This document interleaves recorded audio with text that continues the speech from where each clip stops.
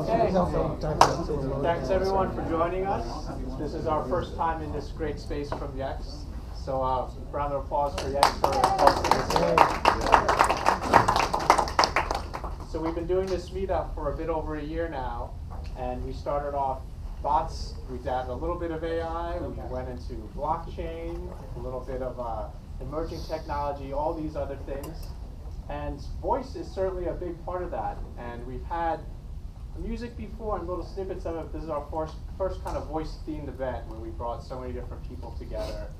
And it's an interesting aspect because you start thinking about what it means to have human understanding and like what is that context. And the context is not just words, the context is how a human relates to the world, and it's starting to like model the senses through AI.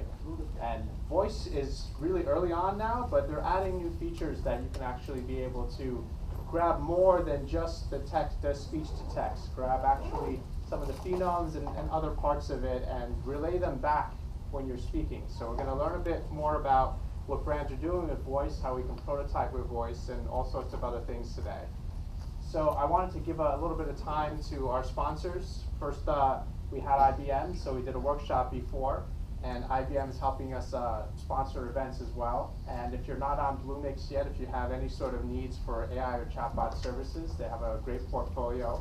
Things like image recognition, NLP, good amount of services there. They have a free account you can get started with. You don't have to kind of make a commitment. You don't have to put in a credit card.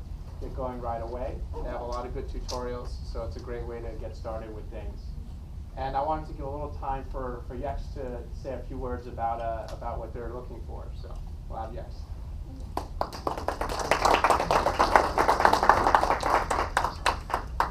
Hi, my name is Sanket. I'm a product manager at Yext. And at Yext, we help companies organize their information and help customers find the company's information online. And more people are using intelligent services, chatbots, different ways to discover information about brands, about companies, about products. And so that way our business is also evolving to adapt to these technologies. And there's a lot of new cool things we're doing in this space. So if any of you are interested, we're hiring. So just go to the careers page and have at it.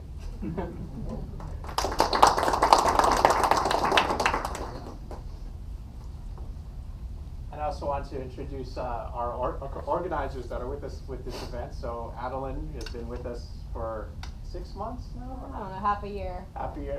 So. Yeah, hi. Hi, I'm Adeline Joe. You guys might have gotten a lot of our emails, Alec and mine. We both share the name A. Anyways, I've been working in artificial intelligence and conversation. So this is our side hustle, I guess. This is our fun to give back to the community. My real job is I founded a company called TopBots, and we focus on artificial intelligence, conversational AI, and just helping brands and companies create intelligent Alexa skills, Facebook Messenger bots, and all of that. So thanks for all coming.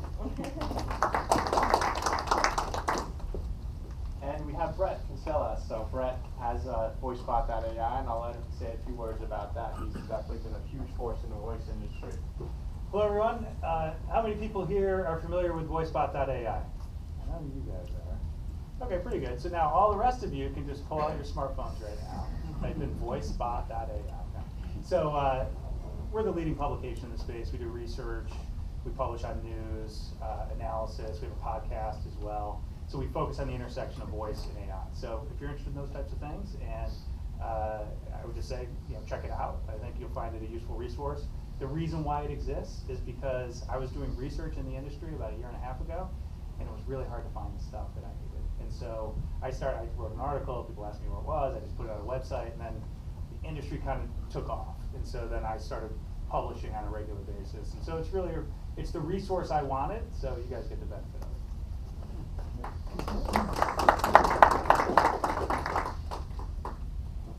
So we had volunteers helping us out with this event. We had Christian. Christian, are you in the audience somewhere? I think they're still downstairs checking people in. Oh no, okay. So Christian and Rusha were helping us with check-in and setup, and we're very thankful for them. And we have Cindy, who's in the back, who really was our our liaison answering all my emails, probably 30-something at this point, and really helping everything get set up so perfect. So thank you.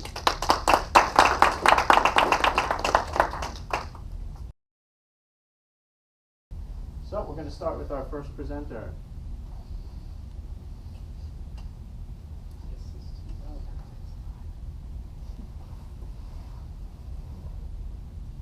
There's a couple other seats scattered throughout, so feel free to just sit and, yeah. If you have a seat next to you, raise your hand. Yes. Actually, these are they're taken. Oh. They were just thinking about it. So I want to introduce Mark Webster. Mark presented for us a while back the day his company got funded, and he's still rocking and rolling, so that's really good news. He'll tell us a bit more on what they've done since then and how they're helping out people getting started in the voice industry. All right, thank you, sir. So everyone in this room, who considers themselves a developer? Who considers themselves a designer? So I'm going to talk briefly about I have been working now on SaySpring, which I'll tell you about in a little bit, for about a year and a half. I just wanted to put together sort of a crash course on like what I've seen happening in voice and across organizations and what they're working on and sort of what the opportunities are. You know, I think that as a designer and developer, I'm kind of always started off at the spot of like, well, what do we do here, right? Like, what's voice good for? You know, what do we build that's a good experience? And so diving into that is sort of the starting point for what we're going to talk about. Just a little bit of my background. So I started a company called SaySpring. I had done another startup prior to this called SciTour, which is a marketplace for activities, very similar to what Airbnb is doing their experiences business. Went over to Groupon. We got acquired by Groupon. I was at Groupon for 2 years, but have been on sort of the product and design side most of my career, but am a developer and fancy myself quasi-technical. SaySpring is design software for voice interfaces. So the idea that if we were building something for web or mobile, we'd go through wireframing, we'd go through the design process, we'd put those designs into something like InVision, we put that in front of users, in front of the design team, get feedback all before development. My view is that before development starts, we should have really good user stories, we should have high fidelity comps that are part of that experience in order to start building. We shouldn't be iterating in development. And so SaySpring helps designers work with the medium of voice without needing to code anything, without needing to deploy anything. What we are not is sort of a Squarespace for voice. This is not about like somebody simply building something and pushing it into production. Our belief is that the best voice experiences will be built by professional teams that have designers, that have developers. You look at the iOS store, top 50 free apps, the top 50 paid apps are all built by professional teams, and sort of that's where we're starting here. And I came to a bots meetup to tell you that voice does not equal bots. So, what does voice mean and sort of how does it break out? So voice sort of is usually synonymous with Alexa, but if you sort of pull up more broadly, there's a bunch of different pieces of voice, right? So you have devices, you have your Echoes, you have your Homes. There's a Chinese company called Linglong that released a product called the Ding Dong, which is maybe the world's greatest product name. Those are all these devices are driven by platforms like Alexa, like Google Assistant, and what we've already seen, even in such an early space, is these companies are unbundling those platforms and then releasing individual cloud services that do all of these things, right? So Amazon in the AWS family has Lex, which is sort of the NLP engine of Alexa, has Polly, which is the text-to-speech engine. IBM Watson has the same kind of stuff. Microsoft has it in their cloud, Google Cloud offers the same kind of thing. And what people are doing is then using that to build native voice experiences that exist across healthcare, wearables, automotive, electronics, finance, sort of you name it. And so, we see Alexa deployed in a lot of places and targeting different industries. Alexa for Business, I think, just got announced today. But also, how do we use voice that isn't on a specific platform, but is sort of native to the experience, right? And I think that we're going to start to see sort of mini platforms and sort of walled gardens pop up in different industries, right? It's not hard to see how, like, in hospitality, Marriott would have sort of their own voice assistant. They would control sort of what third-party apps are part of that experience, right? And so this is the technology that they're using. And conversational UI is sort of this blanket term that we use for bots, that we use for chat, that we use for messenger, that we use for voice. But our belief at SaySpring is that voice is a very unique medium, right?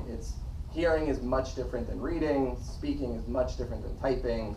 When it comes to a response, I can't give you a button, I can't give you an image, I can't give you a table of information. With something like an Echo Show, you can complement the experience, but really the idea behind Voice First is how do we build stuff that can work independently of having a screen?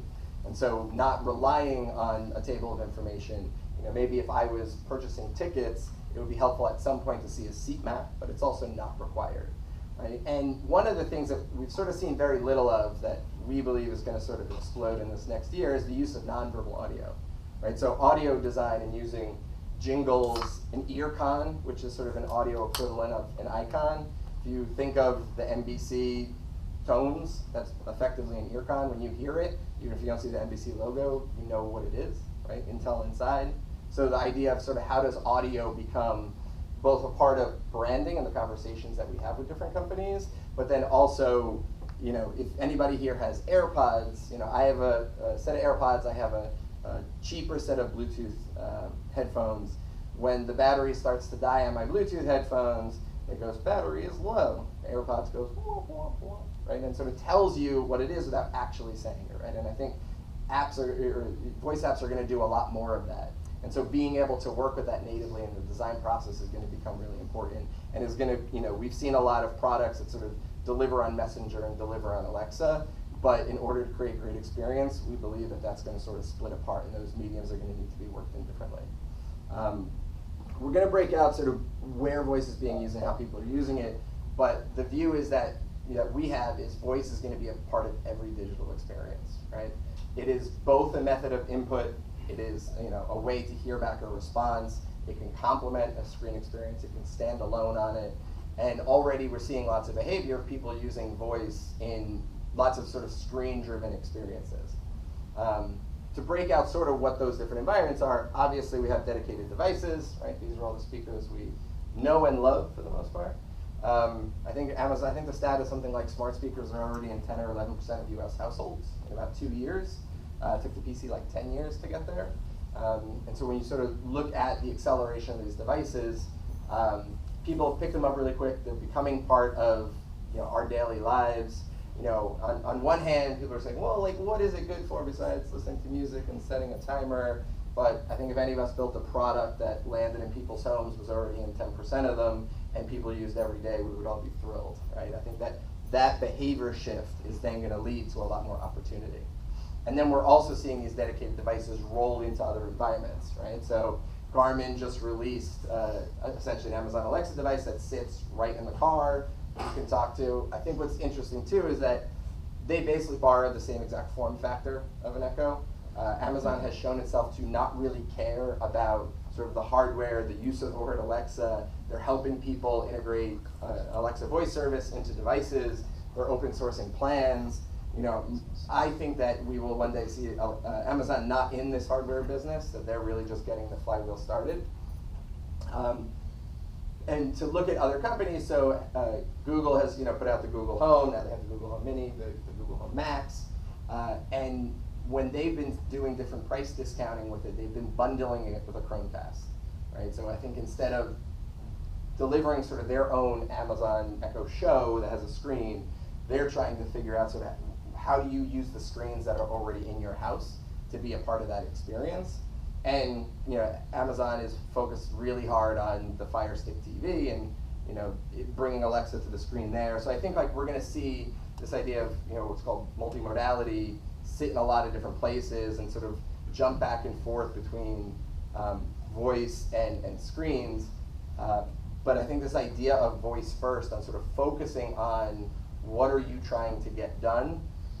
Voice is a unique medium that sort of is how we all communicate with one another. So from a design standpoint, sort of for the first time, interfaces need to conform to how we already communicate with one another, right? There was a day where we all needed to learn how to use the keyboard and the mouse. Now it feels, really second nature to us. When touch came out, that was a completely new interface, and we had to adapt to it. But voice is pretty much the first interface that's having to adapt to us. And so from a design challenge, we think this is pretty new and pretty unique in what we've seen in visual products so far. Voice is becoming a huge part of mobile as well. So who here has AirPods? All right, bringing the lackluster power of Siri to your ear. Apple hasn't really gotten their act together on Siri. They delayed the HomePod, which was sort of supposed to be their big move into the home. We'll see how that thing plays out. But I think what they've done with the AirPod is pretty remarkable, and the idea of how do you start to create voice-first experiences on a daily basis out in the world, right? So I just got the new Apple Watch, which has LTE baked in, which means I can make phone calls and send messages and get streaming music on my watch, control it with the AirPods, and I don't need to carry my phone with me anymore, right? So I think that's sort of a peek at what we think the future is. When we were fundraising, a lot of people asked, sort of like, what is the killer app of voice, right? Like Uber couldn't have existed before mobile, Instagram couldn't have existed before mobile, we all had a camera in our pocket. Like, what's the thing that voice will completely turn around? And I don't know if I have a good answer to that. Maybe if I did, I'd be building that business. But I think that the killer feature and the killer app of voice is going to be just convenience, right? So how do I have that in my ear, ask the address of where I was going here, ask when the next train's going to be there, check my calendar, just set things and reminders when I'm driving, updating a Salesforce record as I go from sort of client to client, and sort of how do we just make computing sort of fully ubiquitous without needing to look at a screen. So we already see this behavior. People are talking to their phone all the time. For some reason, people always talk to their phone like this, but make a call like this. I think that, and there's like a weird social stigma about doing this. I think everyone's going to start to just talk to voice assistants like this. 39% of people already use it on a monthly basis. That number, this is all smartphone owners, that number looks like mid-40s if you're 18 to 24, and it's like mid-50s if you're a teenager. So if you've had the pleasure of hanging out with a teenager, it's amazing sort of how native voice is for them and sort of how they interact with their device and do searches and bring up YouTube, and it's pretty incredible. When I got started in voice, this was all pretty shocking to me. So voice on the desktop. So when OS got updated I guess it was probably 2 years ago, Siri showed up there, but Siri sort of still doesn't fulfill everything we want to have a voice assistant. But Cortana, Cortana is on every Windows 10 machine, has something like 400 million active monthly users. 25% of all desktop searches that happen through Cortana happen through voice, which means like on the scale of like hundreds of millions a month, people are talking to their desktop computer, and a Windows computer no less. So I think that like seeing what that shift is, and granted a lot of those results are usually screen-based and they're not based with voice or audio for the most part, but seeing that shift, I think if we're all using this stuff on a daily basis and talking to things, it just becomes more and more native and sort of what can we do with it. And I think Google Analytics is showing a really cool use case with supporting voice commands within Google Analytics. So if you're on web, if you're on mobile, you can just ask, how many visitors did we get last week? And when you think of that, saved you from having to go into the drop-down and select dates in a calendar, needed to save you from knowing the left-hand side of the menu and sort of where you were going to click in. On the mobile app or the web? It's supposed to be both. Okay. Yeah, I think I don't know if the now is slightly questionable. It's supposed to be coming out any day now. But the idea that if you think of it in an enterprise, how much effort is just put into people pulling reports and sharing them with one another, how much expertise is really just knowing how to click through Google Analytics, and now being able to open that up to everybody in an organization to pull simple stuff. It's a huge shift in sort of how we get business done, and it's a huge shift in how we interact with these kinds of products. So I'm going to sort of frame out just a couple of random starting points. So this is literally just stuff I see happening that's cool, that ideas that nobody has sort of run down yet. I think we've had enough trivia apps, like the smart home seems pretty well covered, and so what do we do now? Like, what's possible? And so I sort of have a grab bag of just things that I see pop up. I actually made an edit to this deck about 2 hours before I got here because it's something that was just announced today. So in order to sort of spur your creative juices, I'm just going to share some of this stuff. So Tide released the skill pretty early on. And it was just about how do I get information about how to take care of a particular type of stain, right? And like every other Amazon Alexa app, I need to say, like, ask Tide how to get out this stain. But now what we're seeing is if you ask Alexa, Alexa, how do I remove a stain? She will suggest the Tide app. She will also suggest Good Housekeeping. So the whole idea of what Alexa is doing is like building a brand new search engine. And if when you've sort of seen what's happened in search over the last 25 years, you've seen the value of owning certain terms. And now everything we've learned, like you could go back to the starting point and now own those terms all over again, both for consumers and for brands. It's a massive opportunity. And Amazon's been a little dodgy about how they rank this stuff, but if I were to build a search engine, I would base it on traffic, how many people have used this thing in the past, how optimized is it for the answer that somebody is going to be looking for, sort of how old is it, so has it been on the platform a while. So the idea of like getting started now and getting started early so that you can see what that behavior is and then build with it becomes super important. The whole idea of Alexa everywhere too, I think, is super interesting. So the Amazon app is like one of the top, I don't know, 5 or 10 mobile apps. I think it's some crazy number that like 80 or 90% of millennials have the Amazon app on their phone. And so it's a little hard to see here, but they have a search bar to look for products, and then they have a camera icon to take a picture to do a visual search for a product. And they used to have a microphone.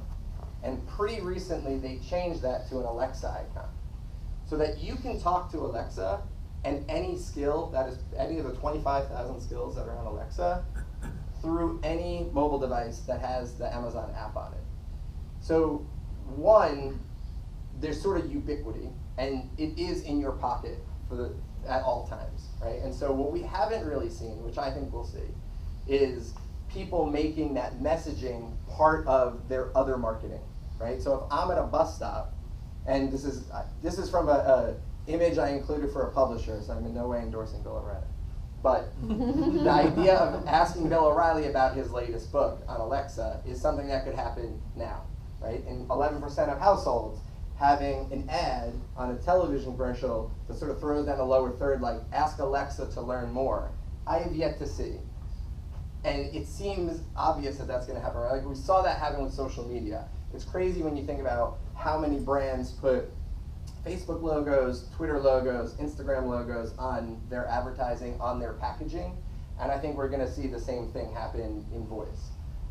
One of the super interesting use cases that we've seen pop up in SaySpring is people essentially building an unboxing app, right? So we have a power tools company who sells power tools in Home Depot. So you buy a saw there and you bring it home, and that saw comes with a manual, right? But instead of me reading through a manual, I should just be able to ask Alexa questions about that product, right? It's not hard to see how they would put an Amazon Alexa logo and a Google Assistant logo and a Cortana logo on the actual box, so that when I go to make a purchasing decision, I know I can just ask for that thing. I was talking to somebody who has built out the smart home, and their view is they don't buy anything from their smart home now that doesn't have the Alexa logo on it, because like they've made that platform decision. So the whole idea of how we use these platforms, not only just sort of for functional apps, but as part of marketing, as pulling it into another experience, how do we bring content that might be in a manual somewhere else into these voice apps, I think becomes super interesting. So this just got announced today. So Google was a little ahead on this. They have transactions, but Amazon just announced this week. Payments through Amazon Pay, subscriptions, and donations. So the idea of also nonprofits being able to use Alexa as sort of a conversion point for a donation. So you could see how like a direct mailing piece would go out about your cause. And those always direct you to a website to go make a donation, but that could easily just direct you to ask Alexa to make that donation. Right? And I think there's going to be this huge opportunity for using Alexa as sort of the end goal. So instead of me giving you a URL, you can just ask and sort of complete whatever call to action is going to be part of my marketing in other places. It's also sort of, you know, we saw the iOS store open up from paid apps, right? So all of a sudden the idea of games, you know, how do I have in-game add-ons that I can use? that is part of our model, all becomes a part of this. Subscriptions, how do I deliver a couple of new children's story for my customers every month that little kids can interact with. Like, this sort of is going to change what we can do on the App Store and the incentives for why we build stuff. I love the unboxing experience. The idea that every car has a manual, every car is going to be connected by 2020, but I shouldn't just be able to ask the car, like, how do I open the gas can? Which side is the gas on in a rental car? Just asking like super basic questions about location when you get into a rental car. I think just that idea, that to me feels like the killer app of voice, of just being able to ask stuff out in the environment. Then this whole idea of second screens, I think is super fascinating. So the term second screen, for anyone who doesn't know it, is just the idea that you have some other secondary screen that's part of interacting with a primary screen. So for the most part, it's like you have your mobile phone in your hand while you're watching television. And I'm pretty sure almost all of us do. I think Accenture ranked that at something like 87% of people watch TV with their mobile phone with them. The idea that this thing is so close to the TV, usually these devices are within shouting distance. And so what can you do with that? So this got announced today. There's a game called Destiny 2. And in Destiny 2, there is a virtual assistant who's part of that experience called Ghost. And you can actually talk to Ghost through your Alexa device while you're playing the game. And this idea of sort of combining those screens and adding that context opens up a ton of possibilities, right? We're going to hear from Food Network in a second. Food Network has one of my favorite skills of all time. The idea that you're watching a program on Food Network and you can just say, send me this recipe, and it's sending you the recipe based on what show they know is airing at that time, right? So that idea of like that secondary context, when I was watching, I guess it was the American Music Awards 2 weeks ago, I'm an old man, so I only kind of knew like who half of the people were. And I was like, how come I can't just say like, Alexa, ask American Music Awards, like, who is this person? Like, why are they famous? Right? And so that idea of like, they know who's on screen at that moment. If I watch a sports game, I see some play and I want to know how that affected my fantasy team. And I can just say like, Alexa, ask Yahoo what that means for my team. Like, it should know that that play just happened, what fantasy team I'm connected to, right? There's so much context here that we can start to ask these questions. And it's really just a function of plumbing and just attaching it all. But to go back to sort of our initial premise, there are 25,000 skills on Amazon right now. Most of them are terrible. Our view is because developers are for the most part building this stuff. We've seen the best product experiences be created when designers are part of it, and when teams are part of it, when you have a solid process that you iterate on and you get in front of people. And even if you're a developer, the value of prototyping, creating something quick and dirty, being able to talk to it, being able to get it in front of somebody else, and then make the decision, am I going to spend the time to build this? Is this compelling enough? Is what we're trying to solve with SaySpring. That's it. We believe that design is going to set voice free. That is what's going to push voice to become the way we talk to everything in 2018.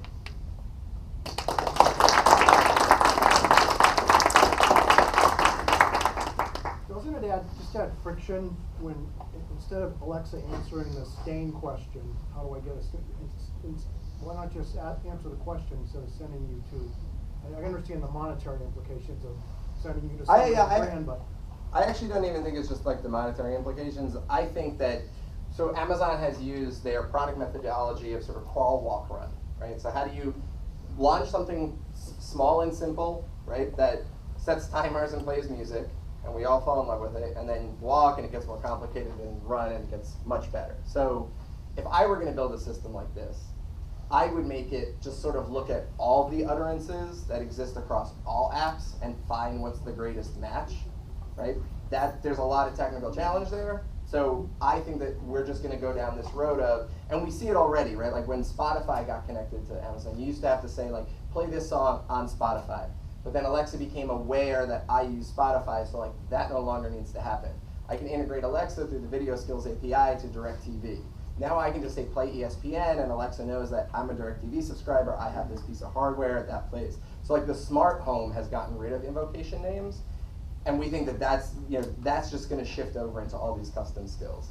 right? It started with you needed to know the invocation name. Now we're at the point where it's making recommendations of those skills, and we think the idea of invocation names goes away, and it feels more like a search engine. So you still have to say Alexa though, right? Well, you have to say Alexa, yeah. And So as an Amazon developer, if you use the Raspberry Pi, you can even bypassing Alexa. You can just say whatever name you want, or even not have to say a name. right, so I think the idea of sort of like custom Yeah. virtual assistant invocation names Right. is totally going to be a thing. I think like you won't say Alexa talk to Marriott, you'll say Marriott, I need room service, like when you're in the room. So I think the idea of sort of custom wake words will happen. Yeah. I also think that Amazon will release enterprise products that like let you do that, because I can't imagine they're going to let that opportunity. But they've already started that, right? You can say computer, Alexa, or Amazon. So Yeah, you can change what those things are. But it's limited. You have to pick. right, currently, but like Yeah. you said, probably in 5 Open it up. years, it'll be banana. Talk to my mother, and it'll know banana is the keyword. On the non-echo it is, right? It's totally open. Yeah, on the Raspberry Pi, you can use the Alexa engine, but you don't have to even say But Alexa. it's a limited Pi engine, or limited, sorry, To the Raspberry Alexa. Pi. Right. The Raspberry Pi version is a limited Alexa. But as you see, every IoT device have a speaker and a microphone. That's where it starts to be. Right, and that's what they came out this week with the RTOS. I don't know if you heard about that. Want to talk about that? They're doing with embedded devices. Amazon announced that they're coming out to go after that truly embedded market. Right. So it's here. Yeah, I think like if you look at, so just to, and granted, I think voice is bigger than Amazon, but it's kind of Right. where all the heat is right now, so we have to talk Yeah. about Amazon.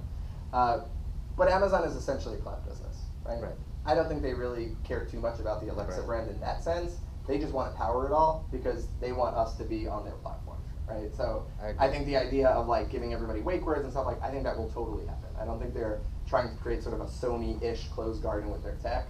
I think they'll open it all up, and frankly, at sort of like the ubiquity we're already seeing, I have a lot of respect for their playbook. Like it seems to be working, right? Plus, they're working with Microsoft as well. So, there could be a day 5 years from now where, like when I get in my car, do you care who makes your carburetor? Right. Probably not, unless you're a gearhead. But I just get in, I go, and it goes. So I can see that in voice. I just say, tomato, order my new order. And I don't care if it goes to Amazon, Microsoft, Google, or Fred down the street, but it goes out as a network of microservices, go out, get my stuff done, and here's your result. And you don't care how it got done. Yeah, and that was actually one of the biggest complaints with Microsoft and Amazon's partnership is that you had to say, Alexa, tell Cortana, Right. blah, blah. And But- again, that's that crawl, walk. I think, run. yeah, I think that's a starting point. It was funny, I wrote a blog post the day that happened and like why I thought that was a big deal. Yeah. And the thing that really hit me was Microsoft's been trying to win the home for a long time. Xbox was really the device that did that. There's like 30 million Xboxes out there. Cortana is on all of them, but the only way to talk to it is through an actual microphone that's like part of the headset or through the Connect bar, right? So to me, this was a way for them to also make that happen so that you could use Alexa to talk to your Xbox. And 4 weeks later, they announced that the Connect bar is going away. Okay. Right. So I think I think ultimately we're not going to see sort of those kind of, especially from Amazon, because I think they're playing a cloud services game. Yeah. And I actually think that that's going to make all of voice better because Google is going to definitely play more of an advertising game, but they're going to be up against Amazon, who's going to be very sort of user friendly and developer friendly in that sense. And so I think they're going to make these platforms move much faster and be more open. Thank you. For Alexa, is it the same NLP as like Lex, or is it separate? Like from a developer point of view, it's like when you're building Raspberry Pi on Alexa versus like using the Lex NLP. Is it similar or different? They're separate services. Separate services. You can like take the intents and the dialogue that you build out for the interaction model for Lex, and literally just like move it over to Amazon Alexa. So they're separate services, but it's pretty much the same tech for all intents and purposes. And across all of these platforms, whether it's Google or whatever, I mean, it's all pretty much establishing intents and entities or, the sample utterances. Like, they're all pretty much the same. All right, well, thanks for having me.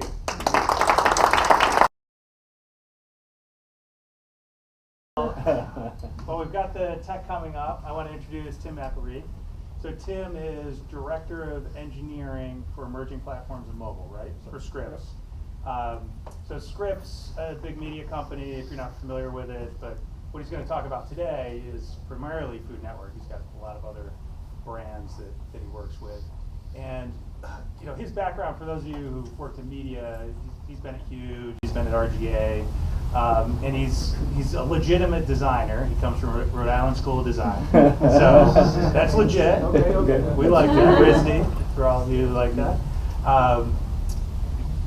One of the reasons he's here today, though, is because Food Network has done one of the most elegant implementations for Alexa skills and Google Home for the voice-only experience, but they also did a really great implementation for the multimodal. And Tim was kind enough to bring in his Amazon Echo Show. So you might have heard me trying to set up in there. Yeah, so we can start to set it off right now, anytime. Okay, so take it away, Tim. All right, hey. Thanks. Again, I'm Tim McGarrett, Director of Engineering for Mobile and Emerging for Scripps. So we were very fortunate. About a year and a half ago, we carved out an emerging platforms team because our product team really realized that voice and chat were going to become very important platforms. Nobody knew exactly how or at what pace, but we were confident that this was it was starting to gain traction, especially with Amazon Alexa, and it was going to be something that we were going to need to pay attention to. You know, linear broadcast is a maturing business. We're very fortunate at Scripps that people still watch our shows live, but we know that that's something that's going to mature over time, and people are going to be looking for our content over other channels. So it's time to start exploring those. So we started, first of all, we started with a partnership with Amazon to develop an Alexa skill. A team of 3 people, which is myself, a product person, and a UI designer, who is focusing on apps and websites. And we cobbled together started cobbling together the Amazon skill. A couple months later, Google announces that they're going to get into the game with the Google Home. Came to us, asked us to partner with them. So again, 3 people. So we had to figure out how to deliver both at the same time.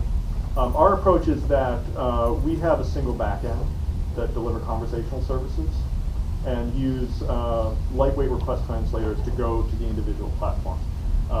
In some ways, we treat the individual platforms like they're browsers, right? You don't build different websites for different browsers because you essentially want to deliver the same experience, and you want to do it in a way that you can deliver the same features at the same time. So back in September, we launched or back a year ago, September, we launched for Amazon Alexa. In December, we launched for Google Home on Voice. Great. We thought we could kick back and relax for a little while. By the end of December of that year, Amazon sends us the prototype version of one of these things, and says, "Oh, guess what? We're gonna put a screen on it. Go." Okay, so we had to back off and figure out how that experience was going to look. A couple months later, Google invites us to a meeting. Says, "Guess what, guys? We're going to put a screen on it." So they're going to deliver their Google Home Assistant experience to the phones. That was in March. In April, we got a call from Microsoft. Guess what? We want you to launch on Cortana. So we had to take that single backend and try to figure out a way to do multimodal experiences on all 3. We launched for Cortana in May of this year. We launched for Google Home, Google Assistant a week later at I/O, and then for Amazon Show in June. So we've been busy. So to back up a little bit, the way we think about the skill is we're trying to figure out what is a native application for voice that you can't get on other platforms.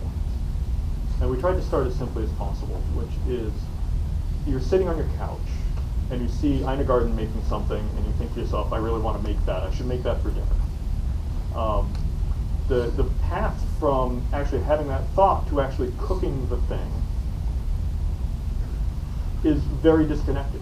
because one, you could just continue watching the show and forget about it completely. Two, you'd pick up your phone, do a search, and go to some other site. You could say, I want roast chicken, and I go to Bon Appetit, and therefore you lose that opportunity. Or you could just, look it up, bookmark it, and then forget about it. So I wanted to see if we could. We thought that was a great opportunity for us to use voice not as a way of not for a way of monetizing or delivering advertising, but as a conduit to connect people to our existing digital linear assets. So, for example, I can ask things like, Alexa, ask Food Network what recipes are on tomorrow at 10 a.m. Alexa, ask Food Network what's on tomorrow at 10 a.m.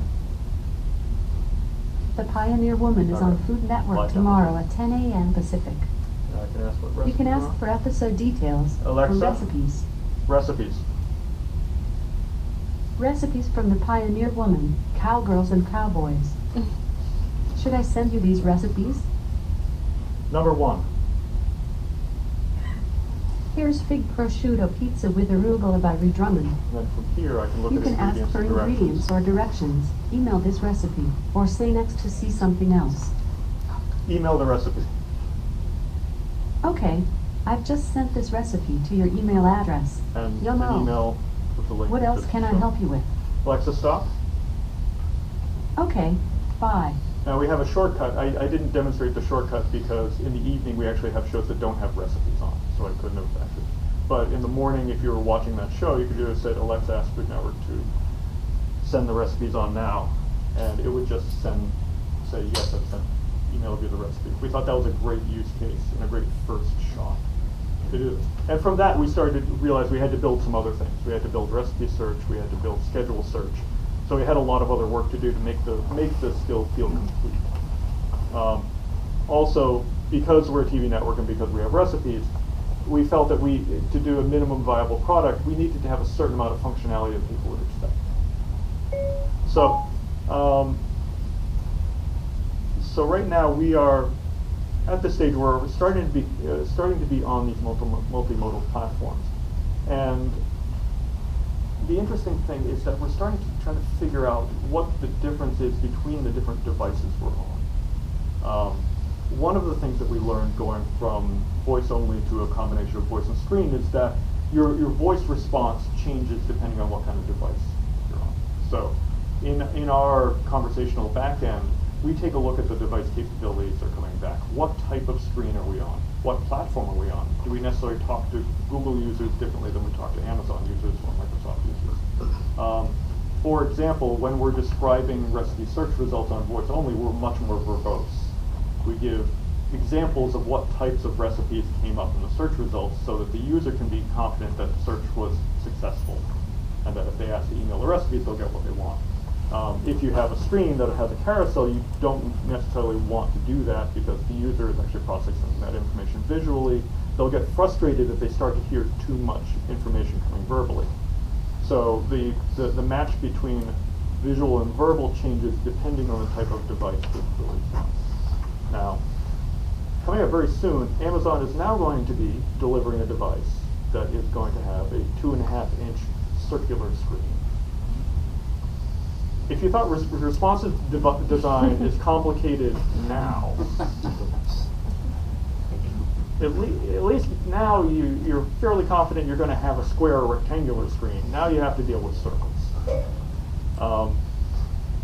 But there is a nuance between a 2.5-inch circular screen giving information and a 7 to 9-inch square or rectangular screen. You're going to have to treat the smaller device with the smaller screen more like a voice device. Maybe not as much verbal information because you do have some visual information, but you can't rely on that same amount of visual information. So now you have various types of visual devices in order to account for. You also need to start thinking about context. Where are you talking to this? Now, I don't know if anybody's going to actually be talking to Food Network in their car, but there are a lot of applications that can exist in the home, in the automobile, out on the street in a store. Now, depending on where you are, you're going to expect a different type of response coming back. Auto is a great example of that because it becomes a safety issue. The amount of information you give back visually or verbally to a driver is vitally important. And it's very different from somebody talking to something at home. So now design considerations go from what type of device capabilities you're talking about to what the user context is. And it also depends on where in the conversation you are. So going forward, one thing that we're looking to do at Scripps is try to figure out how to start tying these platforms together. One of the interesting things about working in food and recipes is that, first of all, it's pretty evergreen. Like, how many people here eat? Secondly, how many people here cook? Probably a little bit less than eat because we're in New York and people don't cook here. But trust me, go a few miles out of town, people cook. But that process is really fascinating in terms of how people get information, have to work with that information over a long period of time. Not just working with a recipe in the kitchen, but getting recipe inspiration. In the morning, I have to figure out what I'm going to cook. Sometimes I have to consult with family members, friends, to figure out what somebody wants to eat. In our Facebook Messenger chat bot, we've actually gamified that into what we called internally Dinder, which is you get multiple people swiping left and swiping right on recipes to try to come with an intersection of Venn diagram on what they want to eat. Try it out. And then there's ingredient gathering, and then there's the actual preparation. Now that takes place at different times of day in different contexts. What we're looking to do over the next year is try to figure out how we can tie some of these platforms together. You maybe do a search on mobile, and maybe you ask for ingredient information on voice, and then send ingredient information over chat to Facebook Messenger or SMS, and then go back to a device like this to help, that's sitting in your kitchen to help prepare. How do I keep track of that conversation across multiple devices on multiple platforms in a way that feels natural to the user? So I think that's really the promise of environmental computing. Like, I don't care what device I'm talking to. I want the devices to figure out who I am based on the conversational context and based on how I've connected them together, and also follow me through the day. That's really one of the fundamental changes in design.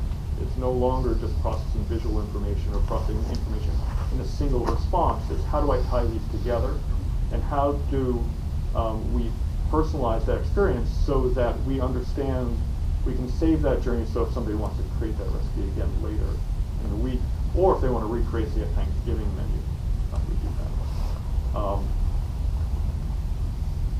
So I'm going to kind of end on something I've been talking about with people in terms of design. Design is really important to me. I think conversational design is really just starting out. You know, in web terms, I feel like it's like HTML in 1995. You know, it's very rudimentary. People are still trying to figure out what this platform means. In design, there's a concept called skeuomorphism. Skeuomorphism is when you take an old conversational or old communication paradigm and try to apply it to something new so that people can adapt to it. When mobile came along and there were buttons on the screen, they looked like buttons, so that people understood that there was something you could tap. Nowadays, with things like material design from Google, we've kind of moved away from that. It doesn't have to look like a button anymore because people understand what the platform is and what it can do. How to communicate through this platform in a way that's natural to it. Where we are with voice and multimodal is, in my opinion, we're still trying to stuff websites into these devices. That's essentially what we've done so far. You know, we take the website functionality and try to put it on there, which works. It's functional, but it doesn't compel people to use that device because it doesn't give something that you can't get on the website or the mobile app. So I think the next step really in design is to figure out what are the natural qualities of conversational UIs that will drive people to interact with it. we're actually working with some custom content created for these platforms that can actually bring people in and then allow them to, once they're in our application, then they can sort of kick around and do some other things like, oh, when's Giada on next, or get me an Alton's guacamole recipe. One example that we just launched for Thanksgiving is since these things are in the environment, in the home, if you're hosting a Thanksgiving party, we tried to think of some part of that Thanksgiving experience that a voice assistant could help out with. And we thought, you're there, you have a relative who may be being a little ornery, conversation's getting a little stilted, a little tense. You need something to kind of kickstart it. And if we envisioned, Alexa as being a guest at your party, we could do something, a little fun like, Alexa, ask Food Network to save the conversation. Let's try this one. What's your funniest Thanksgiving memory? Anyone can start. Okay. So this is actually a very simple feature that we've put out. But what we're doing is experimenting with ways to develop features that are specific to this kind of platform and can also get people accustomed to communicating with it. I think for us, that's really the big hurdle people are trying to get over. I mean, people use it for music, people use it for weather. But how do we get people to become really comfortable talking to these devices and getting information or getting entertainment or getting jokes from them? And from there, we can start rebuilding our brand based along these new channels, so that we can be sort of an authority for food or for home. 10 years from now, when sort of linear broadcast kind of goes by the wayside. Anyway, as you can tell, I can talk about this stuff for hours. But thank you very much. I appreciate the opportunity to speak to you. Two questions. Right there, first hand up. Amazon is starting to deliver food. So is there an extension where you do logistics and timing as well? So let's say it's flying for turkey for Thanksgiving, and you need turkey delivered and all these numbers. Are you envisioning that? Is that extension as well? We think that it's definitely going to be something that we're going to pursue. It becomes a data problem in terms of, say, delivering recipe ingredients. We have about 70,000 recipes that we've gathered over 20 years of the network. They're written very much in a cookbook style. The data is not formatted in a way that's easily parsable.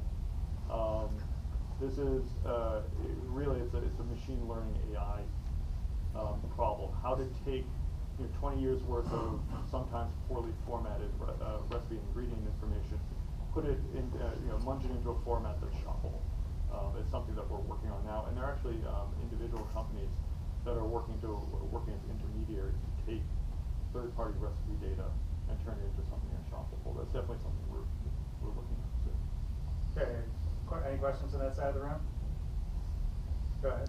So, I've gone through the days where I understand the problem of stuffing a web page into mobile, and what really sparked that mobile revolution was, for the mobile browser, was mobile first design convention. So with Jets in my company, we're working on voice first design conventions where it works with the visual component, but it's tailored to almost from a psychological aspect, how people would want to interact with voice without any type of visual interface, and we do that with AI. And I think with AI, it makes that extremely easy and much more powerful as a platform to do voice first design thinking. Yeah. And then certain applications lend itself to voice first a little bit more than others. For example, recipe browsing.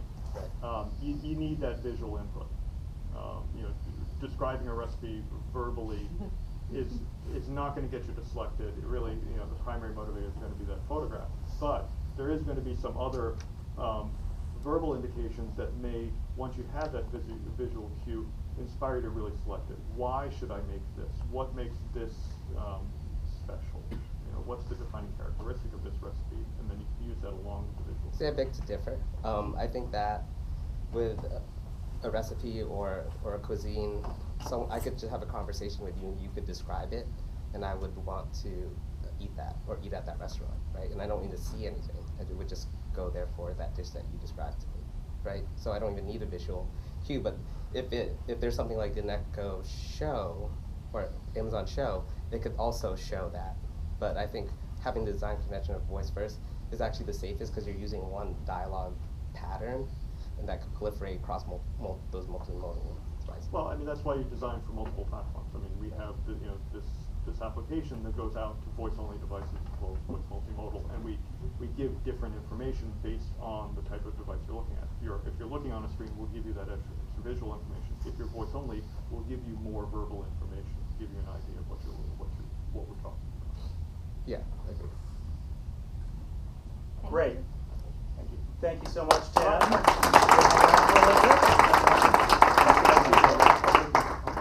Yeah, you can take it. Great. All right, so if I get back here.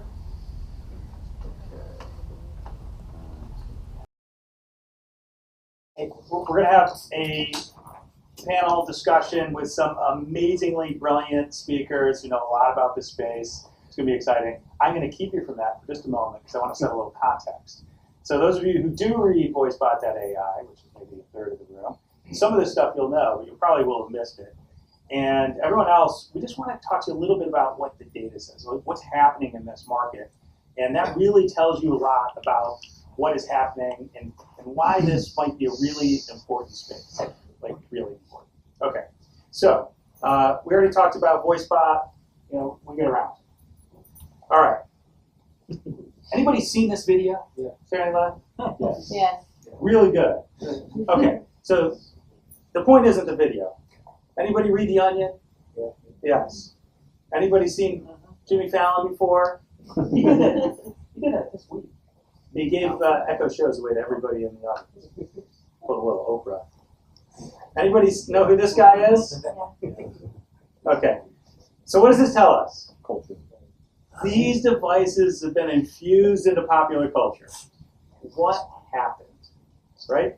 I mean, it's 3 years ago the first device came out, limited release, really major release 2 years ago. Last year really started to take people by surprise. This year, it's like you can't get away from it. Okay? So there's a lot of data here, but what's happening is it's showing up everywhere. So a lot of people have smart speakers in particular. But they have these other devices too. Anybody in here have some sort of smart appliance that has Alexa or Google Assistant in it? Anyone? My smart, yeah. Michael does, of course. So we talked about the Echo Show, but if you've got GE, they've got a whole product line, which we'll talk to either Google Assistant or Alexa. This is actually a lamp that does from GE that does this. Yeah, obviously Xbox we talked about. A lot of the 4K TVs come natively compatible with these devices this year. Voice is a thing, and if anybody uses Comcast Xfinity, I don't know if you've used the voice to like navigate. You never use the guide again. You just ask for stuff and it's there. And it's just because voice is such a useful interface, and it's really taken people by surprise at how important it is. And we talked about the ambient computing, so we've got the smart speakers, we've got the appliances, but then more and more voice is taking over our interfaces with the devices that we carry with us. So one of the things that we looked at is, through the end of Q3, there were about 20.5 million of these, another 4.6, so call it 25 million devices sold since smart speakers have been out. There's a few others, but it's like rounding error at this point. There'll be a meaningful number after Christmas. But you can just look at it as 25 million, and a year ago it was less than 5 million. Okay, so the numbers that we are getting in sales in the first 2 quarters are what people thought the holiday quarter would be this year. So we're getting in Q2 what people thought was going to happen in Q4. So what's going to happen in Q4? Well, so we look at one analyst here, and he says 12 million to be sold in Q4 alone. All right. So and he said there were only 4 million. I think his number's wrong here. In fact, I think data shows that. He even agrees now. but last year they thought about 6 million was sold, 4 million in 4 quarters, so tripling year over year, and the 6x or 4x for the total year. All right. So this is my message to you. What I've seen is a consistent pattern. The analysts always get it wrong, and they always underestimate. In fact, one of the leading analysts in the space has been doing this for a while. It sort of predates Alexa. He had to double his estimate for this year based on where he was. When he finally saw the numbers for the Q4 of last year, he went and said, oh, my 2017 are all wrong. He doubled them, and he's still going to come up short. Okay? Here's what we're seeing. Oh, boy, it's a little pixelated here.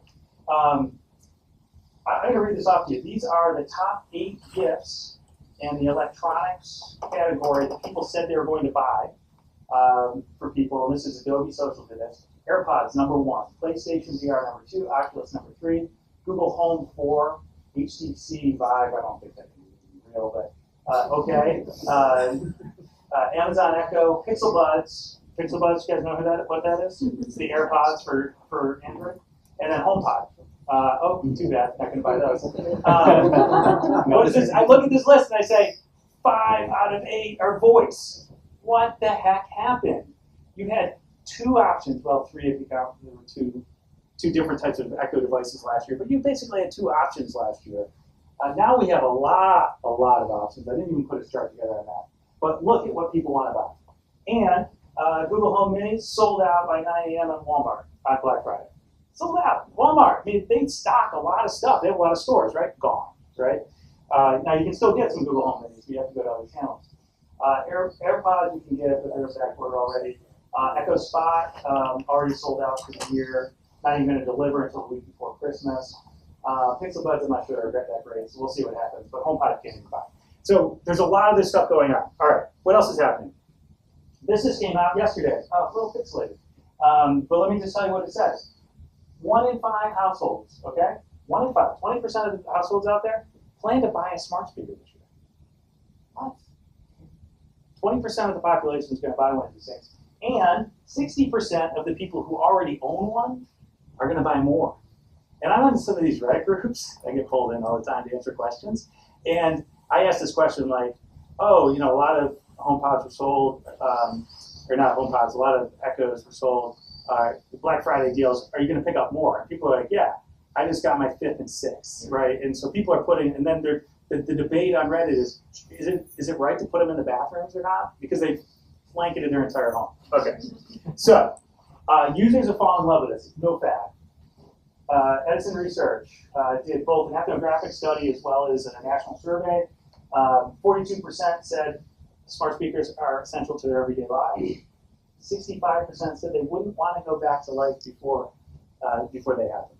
Okay, really interesting. And my wife's one of them. She wasn't really interested in having the thing around, but once she got used to it and she could get her music, you know, just by saying it and you know, set the timers and stuff like that, it's like, oh, this is a better lifestyle.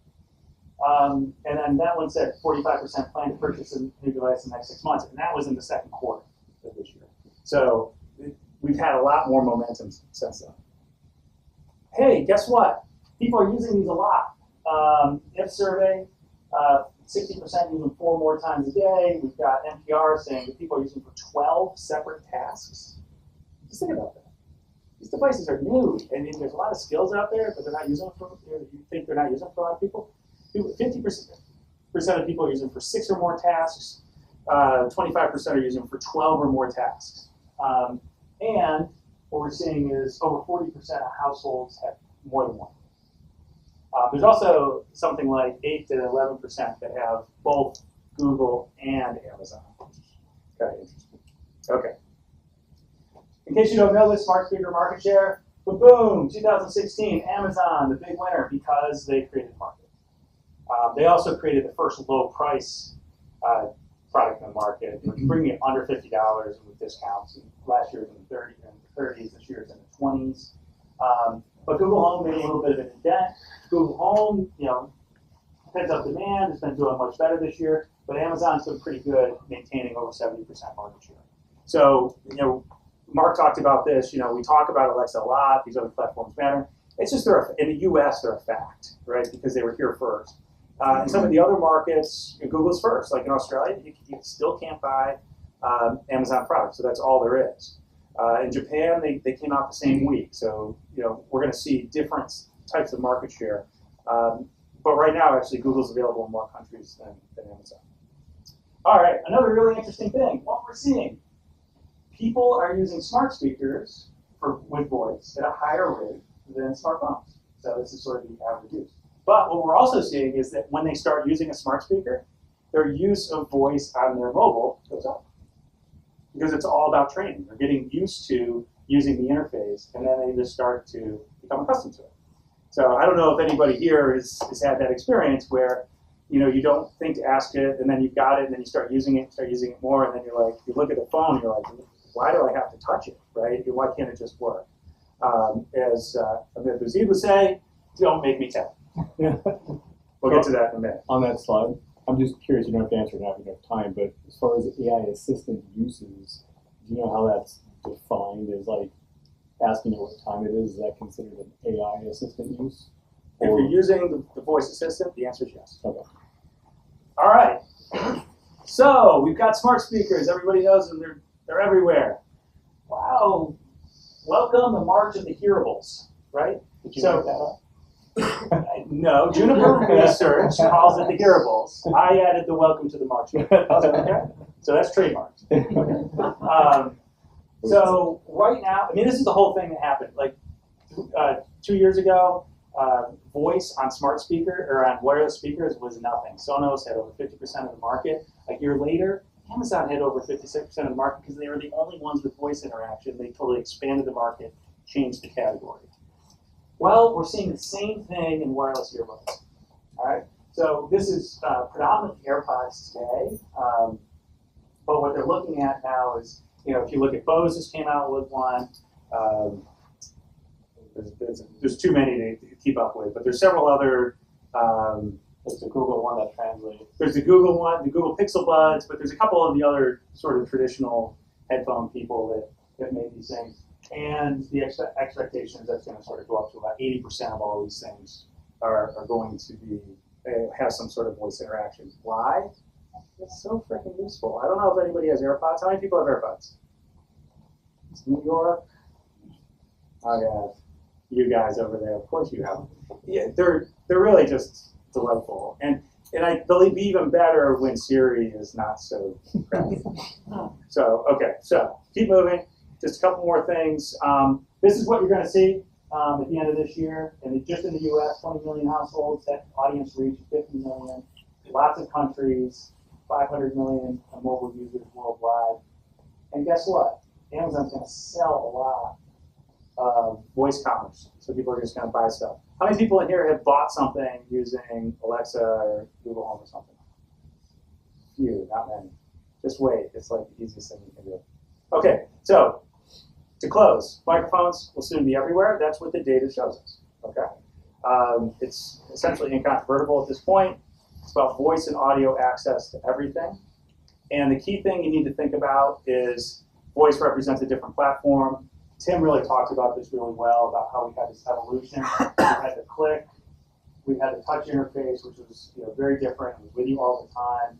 Now you can speak to things, and a lot of times you don't even have to. It's not really a device. It's like it sinks into the ambient environment around you. So this is the thing I like.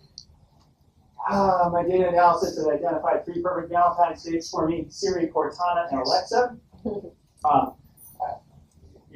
Google, because it's not personified, gets sort of left out of this whole thing. But I mean, this is not true for this guy. This is basically true for every brand and media company out there, because that's what they have to deal with. The fact is, these things are now are very rapidly becoming the controlling interface of a significant portion of the computing interface that we do today. Okay, so now we're going to get to the cool panel. What we're going to do is we're going to do a quick introduction. I'm going to go through each, and then I'm going to ask a question for them to give you a little bit of background on their own. I'm going to start with Suzy Schultz on the end. So she's SVP at Cumulus at Westwood One. So Cumulus is the #3 radio network. America's largest radio network. Okay, so I guess it depends. Yes, in terms of total listeners. Yeah, that's right. I love that. Way to measure it, Tom? That's the best way. That's the best way. We reach 92% of America. And I see, talk about reach, right? That's more than Google. So Suzy. More McDonald's? That's a great question. Alexa, can you answer that? 88% of Americans are online and 93% listen to a Cumulus station. 94%. No. Radio is ubiquitous. All right, and Westwood One, which a lot of you may not know, but is one of the biggest audio content producers. And I think you do video too now. Video and audio content producers from the media side. So great brands there. Suzy's been in the radio audio industry for a long time. She was named Radio Inc.'s one of the top 50 influencers in radio not too long ago. So we're really excited to have you here. All right, so Matt Hartman is a partner at Betaworks. Betaworks is a venture fund and we'll call it an innovation factory, innovation studio. We've been back and forth on what to actually call it. It's an interesting hybrid. Matt, he's got a patent. He's been a developer, a designer. He's done a lot of different things. Now he's in sort of more of the money game. So he's got a unique thing to share with us today. He's also the author of the popular Hearing Voices newsletter. So you can go to Voicebot.ai, sign up for my weekly newsletter, which tells you like the best stories of the week based on our opinion. My stories reach 93% of American 93% voice listeners. So Is that more than McDonald's? it's one McDonald's. All right, and then we got Ahmed Bouzid, and Ahmed is the CEO of Witlingo. He is also the author of 2 books, not one, but 2 books in the voice space. Tell me what they are. Don't make me tap. Let me tap on the elements of voice style. Voice stands for voice user interface. There you go. He not only has a company that's one of the leaders in the space, which is sort of helping organizations get on these platforms, but he also created this thing called the Ubiquitous Voice Society, which is a nonprofit, correct? Yep. And they have meetups around the world. So you're ubiquitous. Whoa! They reach 93% of the globe. So we've got that as well. So here's what I want to do. So I want to start with Suzy. All right. So I'm going to say, I just want you to tell people how you first got involved in voice. Okay. And I want you to tell them, since we're sort of in the voice audio world, I want you to tell them the first record, album, CD, music track that you ever purchased. Ever purchased? Okay, well, I'll start with how I got in voice. So, as I was saying, I've been in sound for most of my career. Traditionally, I've been on the editorial and programming side of digital content in broadcast radio companies. So, I was a change agent for many years. Alexa came into my living room about 1.5 years ago, and I was hooked and ready to have it feed my cat and do everything it could possibly do. So I made a decision to learn as much as I could about the space, because I got to jump in. I just started calling people on the phone and just asking people what was up. I came to some meetups, actually saw you guys, and learned about you guys at a meetup around the corner. So it's one of these things. Anyway, so then we decided at Cumulus that we were going to get in the game, and we started to do a lot of recon and business development, just asking different developers about doing some skills for us. So we've launched 300 Alexa skills in the last year with our partner Zap, and we're really excited, and I'll tell you more about that in a little bit. Okay, my first, actually, was a record. It was the Thompson Twins, and I bought it with my own money, which is a big deal. Can you sing any of the tracks for us? Absolutely not. Okay, well, we can always try. Matt will definitely sing. All right. So, Matt, how'd you get started in voice and first music? So I got started in voice interfaces probably sort of from two different angles. One from podcasts. So I'd always listened to a lot of podcasts, and we were investors in a company called Gimlet that makes podcasts, and I wanted to learn more about what that stack looked like. So I started my own podcast to just understand how that stuff works. And then I had been focusing a lot today. Earlier, everyone was talking about conversational software, and I had started playing with chatbots. And when Alexa came out, I was like, "This is amazing! You now have this frictionless way to be able to ask a question." So a lot of the learnings from from conversational software over text were directly applicable to Alexa. So I started playing around with the Alexa. At Betaworks, we have a whole bunch of developers. One of them ended up running the Alexa meetup at our office a few times, and so we got to sort of meet other people who are doing this stuff, and I got deep into it. Ultimately, started the newsletter as like a discipline to make sure I knew what was going on every week and force myself to read all the articles and just share with anybody else who's interested. So the first money I spent, the first CD I bought was Green Day. It was a CD. Very good. It was a good album. Which album? Dookie. You're gonna sing? What are you gonna sing? I will not be singing tonight. I'm a professional singer, so I don't sing for free, actually. Let's cover Union Scale if you'll do it right now. So I'll also plug in addition to my hearingvoices.xyz newsletter, which you can all sign up for, hearingvoices.xyz. I play the karaoke piano bar, so I do the inverse. I don't sing. I play the piano, other people don't sing. Very good. I'm not going to sing? It's a voice interface. So how did I start? I was born, and I let out this cry one day when I was in voice. Yeah, good story. I've been in voice forever. And basically, I started in the natural language processing world, right, before voice. That's my passion really is NLP. Does anybody know the name of a programming language called Prolog? You do? Wow. Computer science student. Computer science students, fantastic. So that's the only program I loved, and I programmed in it. And there are two types of programming languages: Prolog and there's the rest. It's rule based. Anyway, so I got into the world of speech through natural language, and then I applied my trade, so to speak, in the stigmatized world of IVR, interactive voice response, where you call and you're like, I want to talk to somebody, and you engage with an automated system. That's the only place where you could really do speech for the longest time until about 2009, 2010, when voice started emerging in the mobile, and Siri came out, and then the far field voice Amazon, and I was part of the Amazon team, and it was the expectations within Amazon were completely, just like all the analysts, they were completely wrong. They had no idea what's going to happen. And I'm completely gratified that I have gone from the least cool person in technology doing IVR to somebody who is respectable enough to talk to. Very good. Music? Oh, well, this is true. The first album I bought was from the Police. I bought an LP. And it was called Ghost in the Machine. Oh, yeah. Live. All right. Love that. Okay. So we just looked at a lot of charts, right? And I think that's important for people to understand that it's not just hype.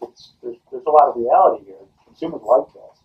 So we'll start with you, Ahmed. I mean, what does it mean? Is it what we're seeing here?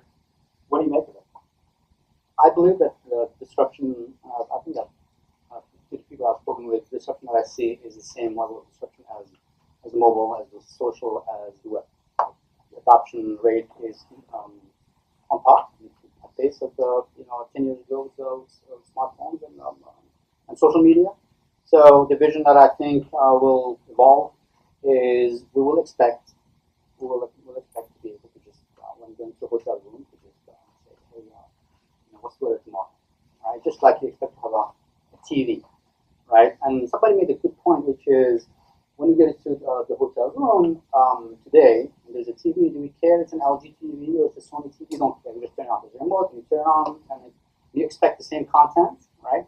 So my thinking is, as things settle and whoever wins, whatever, we will evolve into a state where we expect voice to be available to you wherever you are, whether through a particle or through that, and you expect every brand, right? Whether it's a big bank, small bank, you have a shop over there. You want to be able to just talk to the brand and say, I would like to order something, and so on. So I think it is going to be ubiquitous exactly because it's so convenient and it sort of allows you to be more of a human being than somebody who does this all the time. Perfect.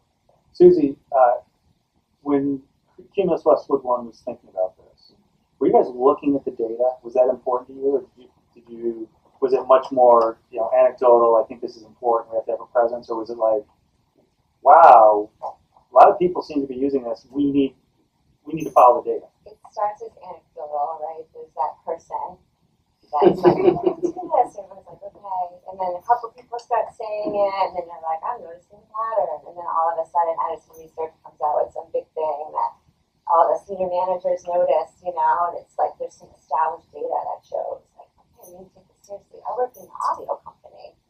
It's a very exciting thing that's happening. So that's, I think, the data is the tipping point for us to really jump in.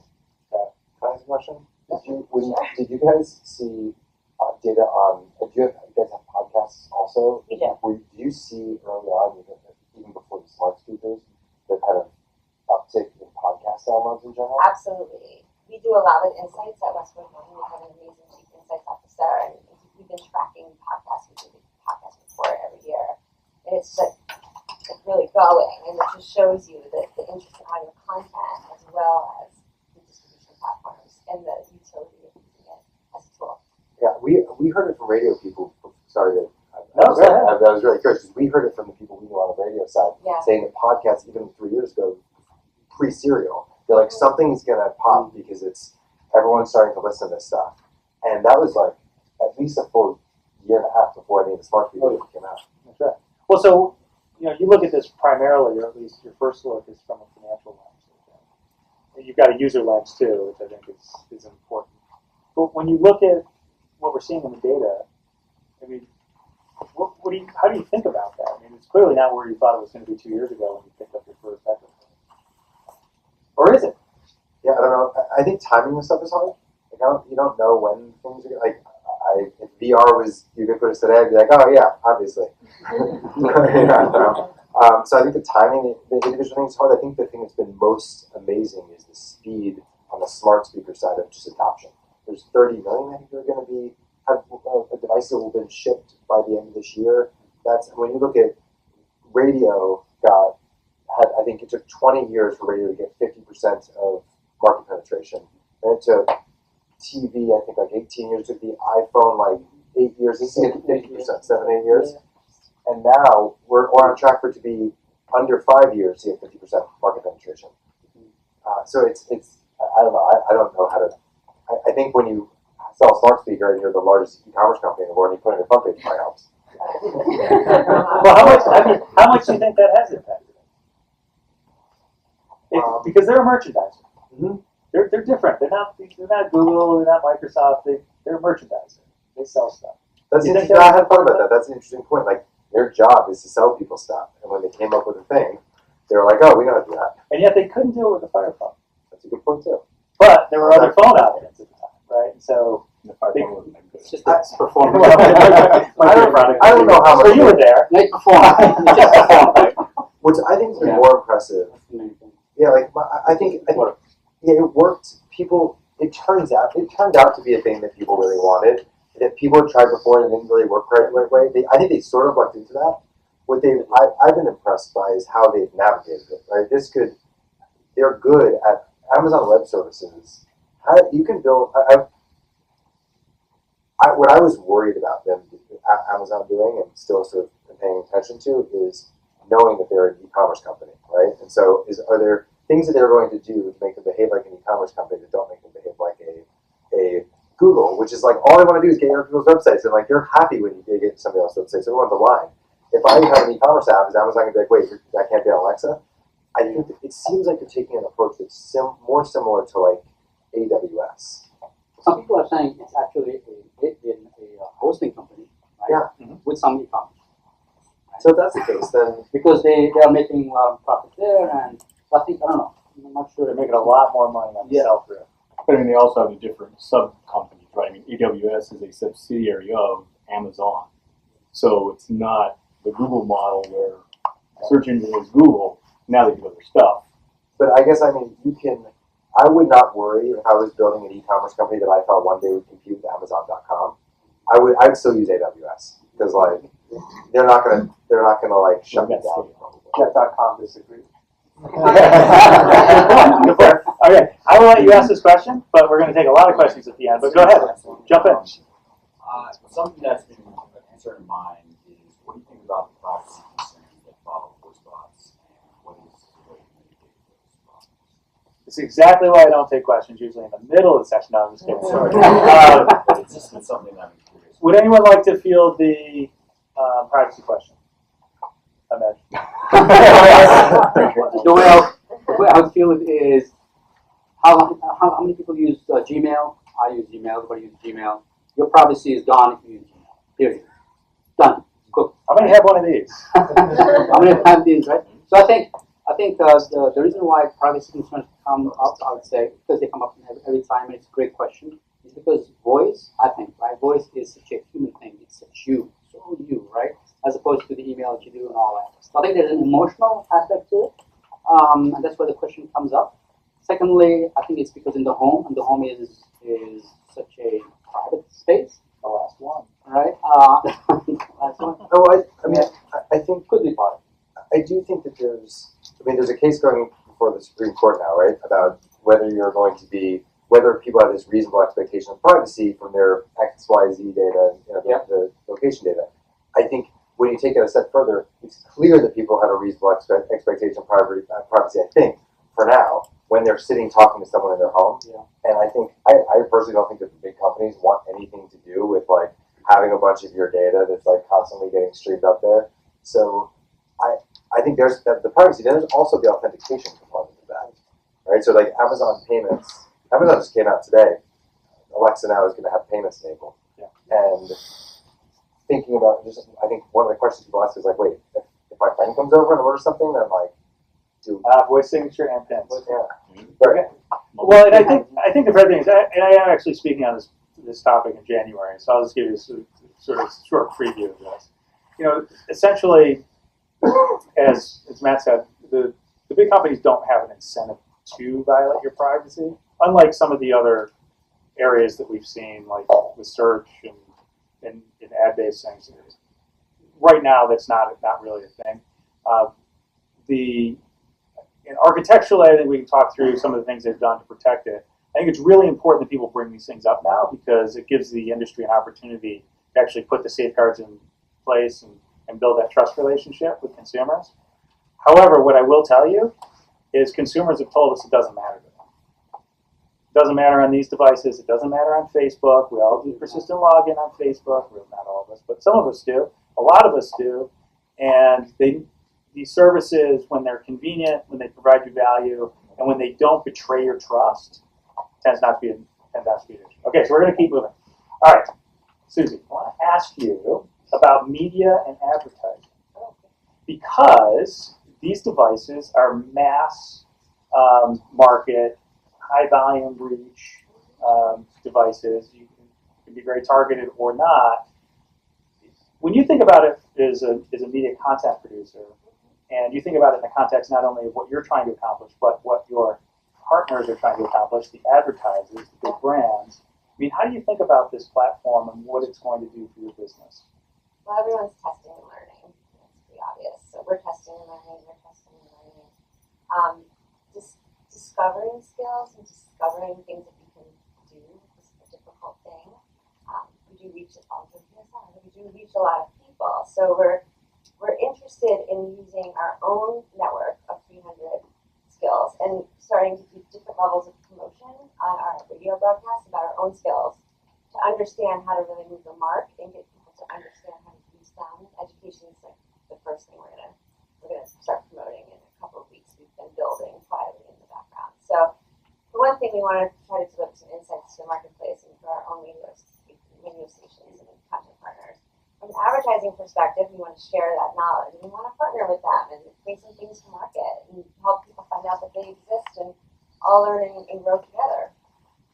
Do advertisers look at you maybe differently in this market because you're experts in audio, and very few advertisers or agencies really have expertise in this space? Have you had those types of conversations where they're looking for guidance? Sonic branding is something that I'm really passionate about, and it's really, I don't know how to say, but it's really, I think, really very critical to the experience that you're having with these different brand actions. So we talk about that a lot. There's a lot of curiosity about that. There's a lot of curiosity in general with the advertisers in regard to, like, should I be doing this? Is this a real thing? What is this all about? So we're trying to guide, as I said, we're learning together, but we're trying to guide the conversation. interaction, and we do know how to activate with audio. That's something that we do well. So it's been interesting because radio, although it hasn't been disrupted like a lot of the other traditional media, we own a car, so we own a car. So we're hanging on to that. But we're doing great, but everyone just assumes we're dying in radio because it's old. You know, it's an older medium. So it's funny and cool to see audio and sound coming back around and finding new ways to emancipate our content and get it to other people in different generations. It's a really exciting thing. So Ahmed, that's where we're at. that's great. So Ahmed, you work with a number of brands. Yep. You're working with some media companies as well. Yep. How are they thinking about it? So I would say there are two types of experiences they're going after. One of them is just getting the information that I care about now, right? And the other one is more transactional. I want to do something, right? Getting the information now is just plumbing. You know, you go and get it into this. You have a profile of the person that you have, and you deliver the information. What is tricky? That's where design comes in, right? Is designing an experience that somebody would want to do again, right? They would like to interact and do a back and forth. Right? People do not like to do 3 or 4 turns unless there is a payoff at the end. Right? So we go with the MVP. The lowest hanging fruit is let's get these people to use the skill every day. Right? So we have like the model tool. People use it now 4 times a day. Right? So that's above average. I think the average is, what is that, 0? That's zero's the median. No, but for the ones that are used, it's once a day or once a week, a couple times a week and all that. Right. But 4 times a day, and you can see how. And why is it? What are they using? Because they're using it because they can build a watch list. That's the key feature that we found out. If you do something that is tied to the person, with their interest, right? They have a watch list, they care about it, and money, right? Right. And now with notifications, right? We're gonna have alerts, right? If their watch list goes down by 10%, so working through that, then you're gonna have a notification, and at the end of the day, and all that. So it's all about how much they care about what they're doing and how easy it is to do it. So if they care about it, it's usual. It's features and design. If you design it well and it does something that's interesting. So the brands you're working with, are they thinking about this as an experiment? Are they thinking about this as an important part of the future? A little bit of both? Well, that's where sales comes in, the visions, right? So we pitch them on the fact that this is going to be part of the future. You need to get it in now, right? To be honest with you, I don't know about you all, right? But I feel like the more I learn, the more I figure out that I have no idea what's going on, right? That there is so much to learn, right? There is so much to learn, and the best way to learn is to do. Then my pitch to them is, let's go early now. Let's do it now. Let's find out what your customers want. Let's do the MVP. Let's go and look at the data.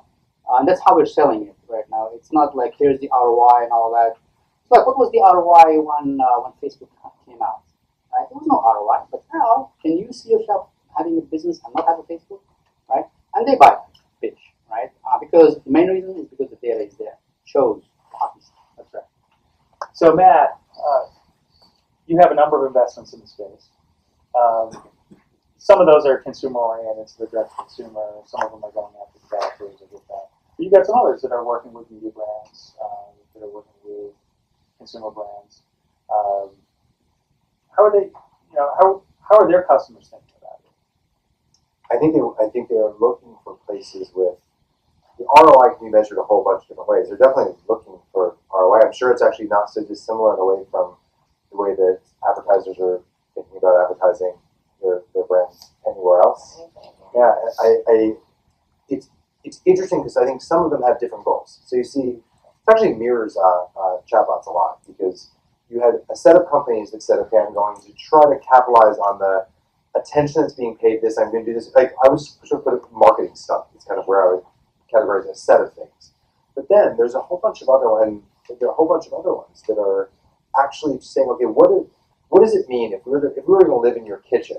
What would that mean? If we were going to live in your living room, what would that mean? And what would it look like to interact with our brand? You think about the brand voice. What would that mean? And so, I think I'll use an example of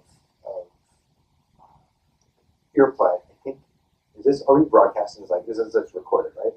It'll be recorded. Okay. I think that there's a couple of things there. So they're working with, they're Keep going. right? They have this interactive narrative platform for Alexa. So you can kind of have your choose on adventure stories. And so if you're somebody like the History Channel, what are the things that make sense for you to do? Like, what does it mean to be the History Channel inside of Alexa? If you start from there, you then don't say, okay, I'm going to create a marketing sound so that people hear the word History Channel, we're going to measure on press hits. Not that that's a bad metric only, but you're going to say, okay, what would it mean to actually think about History Channel? Is that a question of the day or a trivia kind of situation? Is that something that maybe, I saw that Jeopardy's doing now, has the premium Double Jeopardy. History Channel has one now too. And the History Channel has one too. Ultimate History Channel. And so I think in that case they may say, you know what, this is break even. Right? I don't know what the numbers look like, but they can put a marketing budget against something because they can say, okay, some percentage of people are going to convert, and maybe that becomes, it's not that different from Amazon saying, hey, we're going to throw a speaker out there and see what happens, right? Turns out there's a real business there, or maybe it's just we're happy as long as this gets people to think about the History Channel, once, twice, 3 times a week, and that we have a channel now to push to them new content. Maybe there's quizzes about things that are going to be a special that we air next week. Right. So I think there are really smart, integrated ways to do this. Okay, you brought up something that's important. How many people in this room have worked with chatbots? Exactly. I knew we'd get more hands for that. And I think that's an important conversation for us to have. You have some experience with both chat and voice. I know you do as well. So what's the difference? I always thought that they were much more integrated. We were kind of talking about this earlier. I always thought that as conversational software. What does it mean to talk to a server?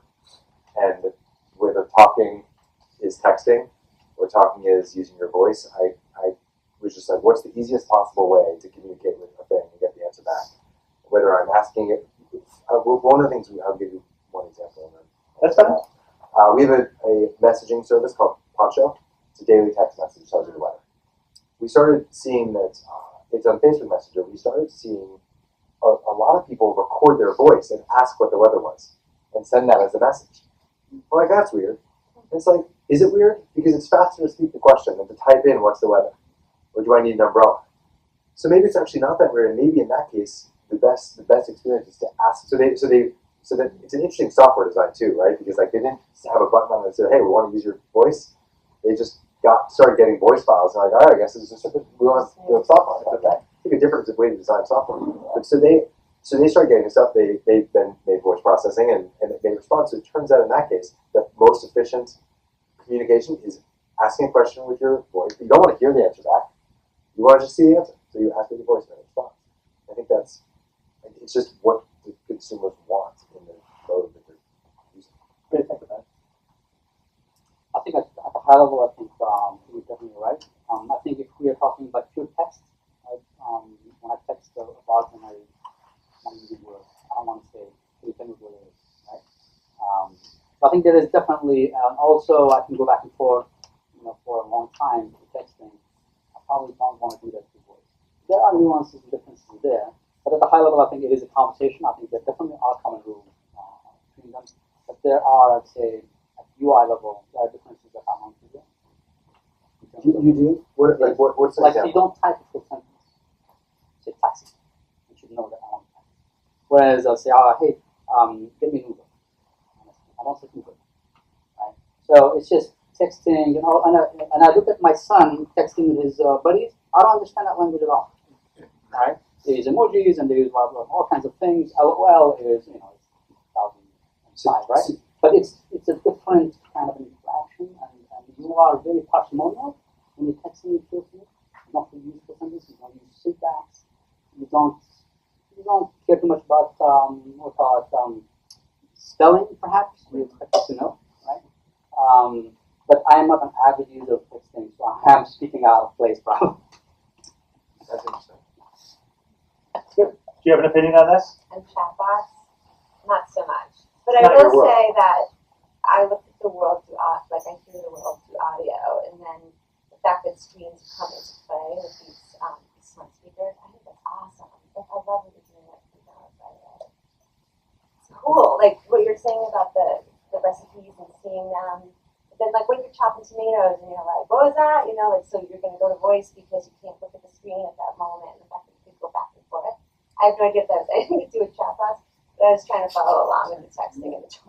Well, we're already seeing a convergence, too, of chat and voice, and we see it on Google Assistant. So if you can get it on iOS or Android, and you can speak to it, and it'll respond with audio, but it'll also show the text of what you've said, and see a history, or and then you can switch between text. And, you know, so we're seeing a convergence here. So I think there is some similarity in this conversational UI. We're seeing them blend, and what I see is I put that picture up on the screen that said, you know, we had click, we had touch, we had voice. I think chat lives somewhere between touch and voice. It's a hybrid.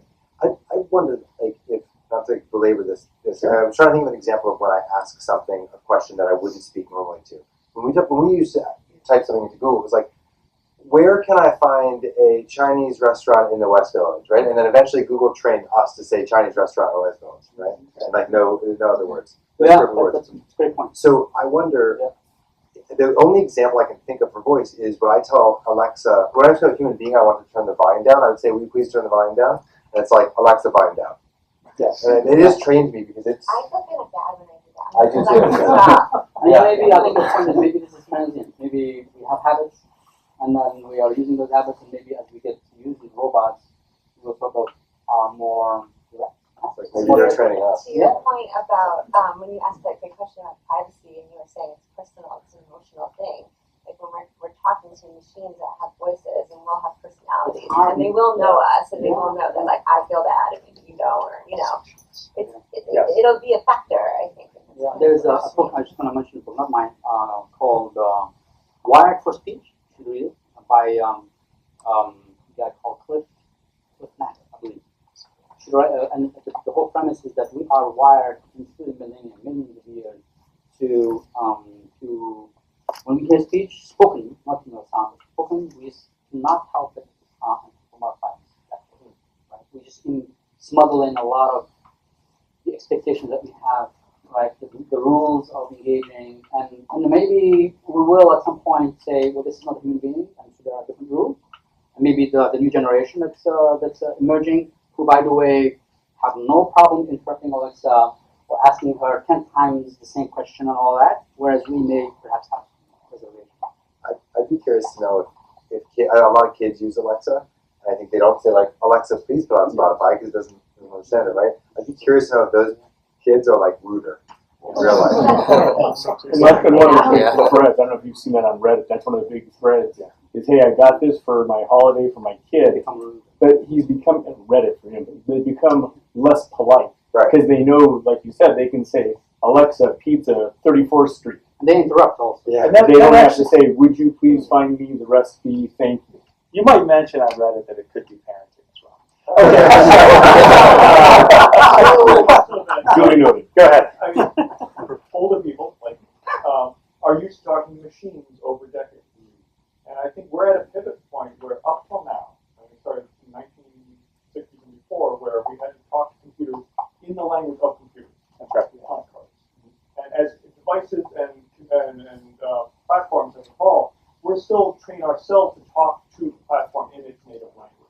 We have to figure out how to, talk to web pages. We have to figure out how to talk to mobile devices.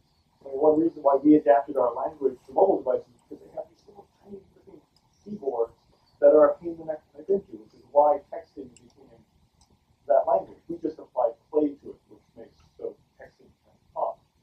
But the pivot point we're at is that now the expectation is that computers and visual interfaces are going to talk the way we talk. And I think that's the real kind of revolution that's happening now. And we're still adapting to it. And I think older people like myself still try to say volume down because we want to talk to machines in machine language, whereas younger people, kids, don't have that expectation and just are now starting to expect computers to talk like that. Yeah, that's a great point. Okay, we're going to do the last question, then we'll get to audience questions. We're going to start with Matt Hartman because he's an investor. He puts money in this space. Give me a prediction. Any prediction about voice? Any prediction about voice? Yep. I like the one that we discussed earlier today, which is that I was thinking about this afternoon. We talk about whether voice is going to be bigger than mobile, and I was sort of skittish on it, and now I think the answer is yes. It won't be the only thing. There'll be screens around, but I have a really hard time seeing it not being. It's less friction than the thing in your pocket. So I think voice will be. What year? You maybe the year before. What did I say? 20. I'm not going to tell you. We'll see if it's the same year. I think I said 2025 because I was picturing like self-driving cars. They can promise that will have died, and we're like also driving around, but at least we have like assistance in our cars. If we have self-driving cars, then like we're gonna be just driving around in mobile media centers, and we're gonna like watching movies or something. I don't know. So I think voice will be more ubiquitous than mobile, or be mobile. Ahmed, what's your prediction? One prediction in voice. I think in 3 years. In 3 years, it will be where your restaurant down the street has not a skill necessarily. I think this slicing the wood into skills is going to go away. Right. I think you'll just be expecting to be able to just say, hey, I want to order kebab, right? And we can engage with you. Maybe initially it will just connect you to them, right? But I think we'll go towards that. What did I hear that number one? I read somewhere that the number one thing people do now on these smart devices is ask questions. Ask questions. They expect to be able to ask a question like, "Who is the president of Zimbabwe now?" Right? That's not asked very often. But yes, we understand your point. That's the question I asked. I was trying to find out who it was. So 3 years. I think in 3 years, I think it, again, just the point that the just curve of adoption is so steep now that in 3 years we see something as phenomenal as that. Of course, I invested in that. Okay, Suzy, you've had like 5 minutes to think about your prediction. What do you got? My prediction. Thanks for the time. My prediction is that Matt's predictions will come true. But I also do predict that voice will be an important player in local advertising. Yes. In addition to our national play. So. How big a player? I don't know. What percent? Your numbers. I'm making a number up. Well, out of what context do you mean? What's your intent with this question? Just tell me it's going to be big in local advertising. Like how big? Any metric you want. It's going to be 5. My brain is not computing it. Thank you very much, Suzy, Matt, and Matt. Please.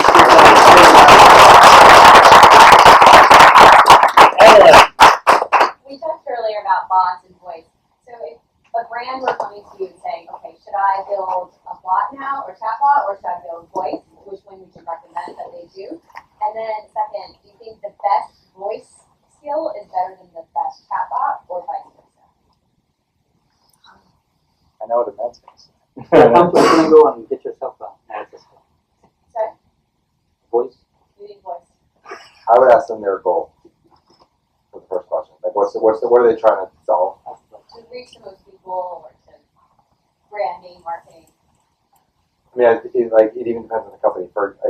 The reason you talk about discovery, right? Discovery is hard in chatbots and it's hard with voice, but retention is much harder with voice than it is with chatbots because once you get somebody's phone number. So if the thing they're trying to solve for is like a quick press it matters less which one they pick, or they may have specific things. If their goal was to actually sort of retain users or make returns go down or whatever the thing is, then maybe retention makes a lot of sense. I can give you an example too. The Australian Broadcasting Corporation, ABC, they're like the BBC of Australia. They did this before there were really voice options, but they have a Facebook Messenger program, and it's tremendous. And one of the key things for them is they needed to increase the number of millennial listeners because it was going down. In fact, they were not finding their news through this, and it's a state sponsor, and they're supposed to serve all the citizens. And they're seeing like increases of like 11 to 18% in that cohort. That's through a chat interface. And so that's perfect because what they did is they said, what are the people using? And they're using that. Now, 2 years from now, it might be that they're using Echo and they're using Google Home. And that might be the right thing for them. But at the time, that's where it was. And I think that's the right answer. The right answer is, what are you trying to accomplish? Who are you trying to reach? Where are those people? The no clear winner, though. Well, I would say that they're going to I think convergence is the answer. And if you think you're just going to do a chatbot without a voice interface, you're going to really be cutting out a lot of the market.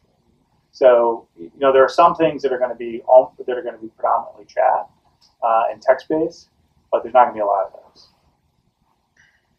What about business? I mean, people keep talking about one day, like, oh, we'll have like a Cortana device in the office, and I don't know how much, like, even though Cortana is in most offices, I don't know how much that's a thing now. Like, if you're sitting at the desk, you've got your keyboard there, you're not like walking around on your phone in a warehouse. Like, you really think like voice will get there? I do. How many words a minute can you type? And if it's not 150, then you're not as efficient as with voice. So the average human speaks about 150 words a minute. The average human types something like 55 to 60. They can text about half that, except for my daughter. So just from an efficiency standpoint, we're going to see it. It's going to be there. And Amazon made an announcement today that they're going to try to get into, or it was yesterday, they're going to try to get into more business settings. IBM's already doing it. Coursera has got some things there. There's people that are doing it. We're going to see a lot more voice. And it's kind of like when you put it in your house, you don't really know what it's going to be, what you're going to use it for. But then you just start using it, and then you start using it for more things, and then you start using it on your phone. And so that would be my guess. What do you guys think?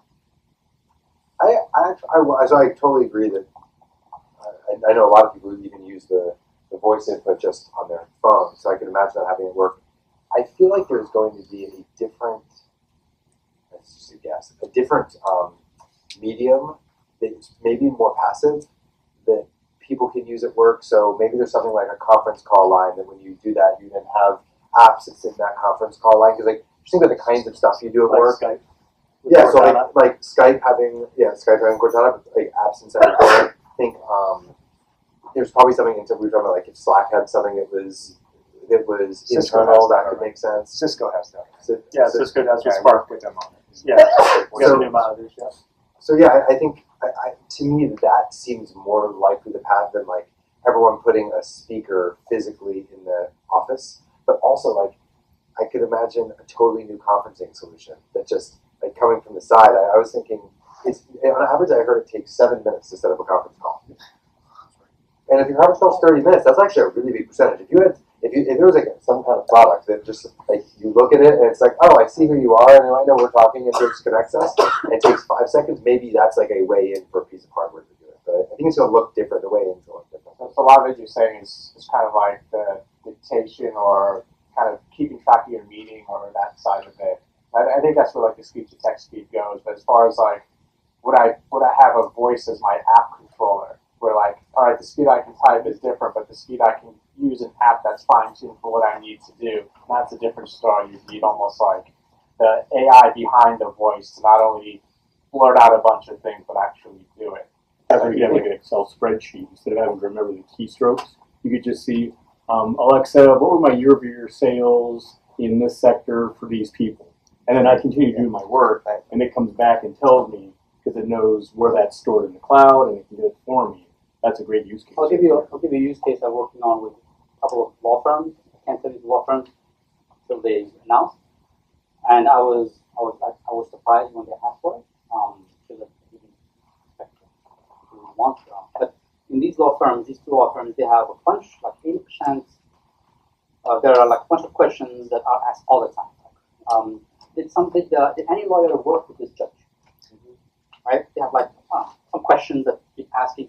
What happens is there's churn. People send an email to a bunch of people, and then there's a lot of waits, right?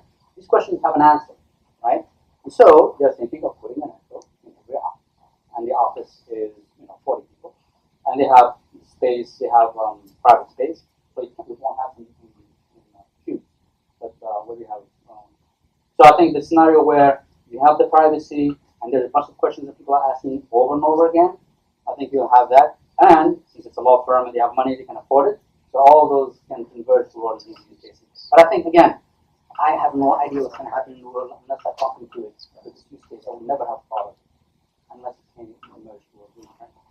Kind of piggybacking off that, one of the issues which a lot of the clients have is the Alexa skill store, any skill store, or even the chatbot store, or chatbot, I don't know what it's called, marketplace. It's completely public right now. There isn't an enterprise option, at least for Alexa skills that I know of. Like the only way in which you can deploy a private instance of an Alexa skill is if you physically hook up your developer account, or you put it on beta testing and you distribute it to the limited. They just announced Alexa for Business, which is exactly. Right, but I don't know if Alexa for Business has the enterprise store. I didn't read through that announcement. I thought it was more for okay. I don't think is it on-prem? On-prem, not on-prem. You're talking about I'm talking more about like because so if you go to more regulated industries, they will ask for things like, oh, I don't want it to be on a public store. So I think there's a lot of space. Sorry to there's a lot of space. There are players out there who should go for the on-prem because these two loyal firms. One of the things they're screaming about right now is it's going to be in the clouds. But if you have an on-prem, I think there's definitely a space where Amazon cannot put it. They won't because some firms will not put their stuff in there. Yeah, it doesn't fit with their model. Yeah. But there's a lot of voice platforms out there that is their value proposition. That it doesn't go through the Google's cloud. It doesn't go through AWS. It is, it goes through their thing, but you have total control, or maybe there's an on-prem solution. But that exists, and that's why we're not just going to see 3 or 4 big platforms. We're going to see a lot of little ones that are very specialized. So I want to say just thank you to the panel one time again.